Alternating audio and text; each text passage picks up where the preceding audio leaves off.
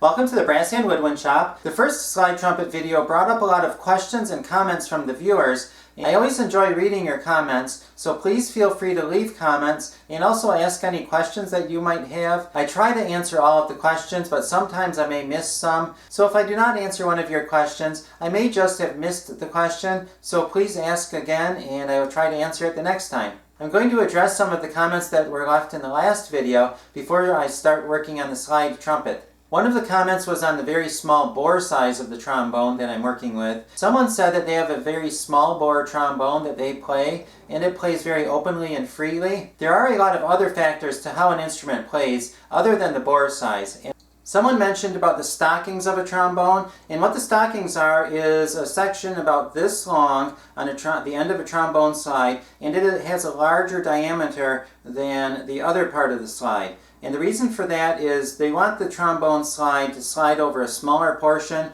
so that it slides more freely. If the trombone slide made contact over the whole length of the slide, it would be harder to slide in and out. So that is why they put the larger portion of tubing at the end of the slide. How they make the slide tubes at the factory is they have a mandrel that goes inside of the slide tube, and when they start, the slide tube is actually shorter and it's also larger than it is to start with. And what they do is they run a ring over it, a ring of metal, and they force it over it, and what it does is it shrinks the tube, the diameter of the tube, down to the mandrel that's inside of it, and also it stretches out the tube. And that makes it the size or the diameter of the stocking. Then what they do for the next step is they run another ring, a smaller ring over it, and then they stop at where the stocking is. And then they pull the ring back off that direction. Then what that does is it leaves a larger diameter of tubing for the stocking of the trombone slide. After they're done with that, they plate the inner slide tubes with chrome. The trombone slide that I'm using was made about 100 years ago, and that is done a little differently. What they do is they have the slide tube, and then there's another tube that they slide over the slide tube, and then they solder it on. So you can tell right there, there is a little bit of solder right there, and also you can see the difference in colors. That's because this one is brass, and then this one is nickel silver. And this is a nickel silver tube that they slide over. And the reason that they did that is nickel silver is a little harder and it wears better. And also nickel is a little slipperier metal. So the nickel silver, which is actually made out of nickel and brass mixed together, is going to be a little slipperier than the brass, which is not a very slippery metal. That helps the hand slide a little bit better. However, on the modern trombones where they use the chrome plating, chrome is a lot slipperier yet, so the chrome works better than the nickel silver. Somebody saw me struggling with the micrometer to measure bore size, so they told me how to do it the correct way. You put your pinky in here, fingers under there like that, and then you can use these fingers to measure it. So let's say if I need to measure up to here, I would do it like that, and that way you can do it one-handed while you're holding something with the other hand. Then when you get it, you slide that down, and what this does is it locks it so it doesn't turn after that, so then you can read the numbers off of it. Thank you for bringing that up, and someday I'll probably do a video on how to read the micrometer. About the length of the tubing on a slide trumpet, somebody asked that since a trombone would be an octave lower than a slide trumpet, if you could measure it out and then divide it in half.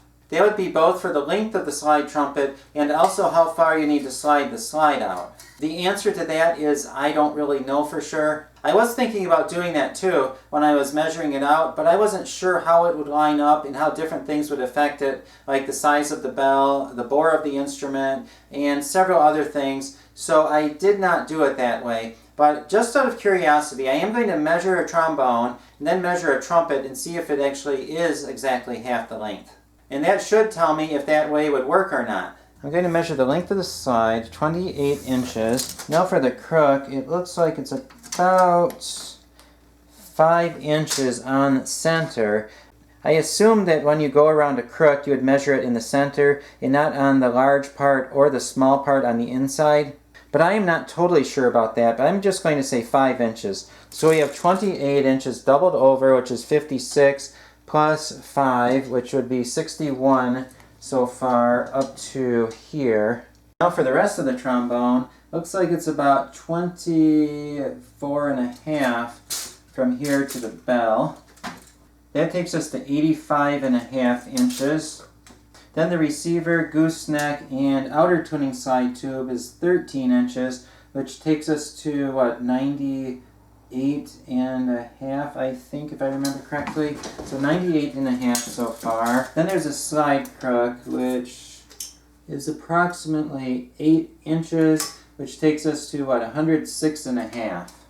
Usually when you play a trombone, the slide is out about 1/2 to 3/4 of an inch. I'm not sure how you'd measure the mouthpiece, if that counts in the length of the instrument or not, so I'm just going to leave that off for right now. And if we add on another 1.5 inches, that takes us to 108 inches. Now I'm going to measure the herald trumpet, and that is straight through, so it should be easier to measure. I did pull the bell out about 3/4 of an inch because it's probably where it will need to be for tuning purposes. Also, when you go through the valve cluster, it adds on probably, I'm going to say, 1 inch, maybe 1.5 inches, because that is not perfectly straight. So I'm going to measure that and see what we have, and then add on 1.5 inches to it. So it's 51 1/4, so probably about 52 1/2 or so inches. If you divide the trombone in half, it's going to be 54 inches, and 1.5 inches is a fairly significant amount. That's going to be a little over a quarter tone. But let's see what happens when I factor in the mouthpieces. The mouthpiece on a trumpet goes up to there, so that's 2.5 inches. So that brings us up to 55 inches. And the trombone mouthpiece goes up to there, which is a little shorter, about 2 inches. So that takes us to 110. So that, yes, that actually adds up, with the mouthpieces on, adds up to exactly half. However, on the instrument I'm working on, I'm going to use a cornet mouthpiece, and technically this is going to be a slide cornet and not a slide trumpet. So that one goes up to there, which is about 2 inches, about 1/2 inch shorter. So I will have to factor that in and make sure I add the extra 1/2 inch of tubing on there. On the side trumpet, I measured and figured out I need to add about 23 inches to the tubing to get it into the 7th position. So of course the slide is doubled over, so I'd need to pull the slide out half of that length to get it to be 23 inches. Now I'm going to measure the trombone slide, see how far that needs to be pulled out to get into 7th position. 7th position is approximately right there. I'm not a trombone player, so trombone players forgive me if I'm not exact on that. Let's see, it looks like if you measure that, it's about 22 3/4, maybe 23 inches.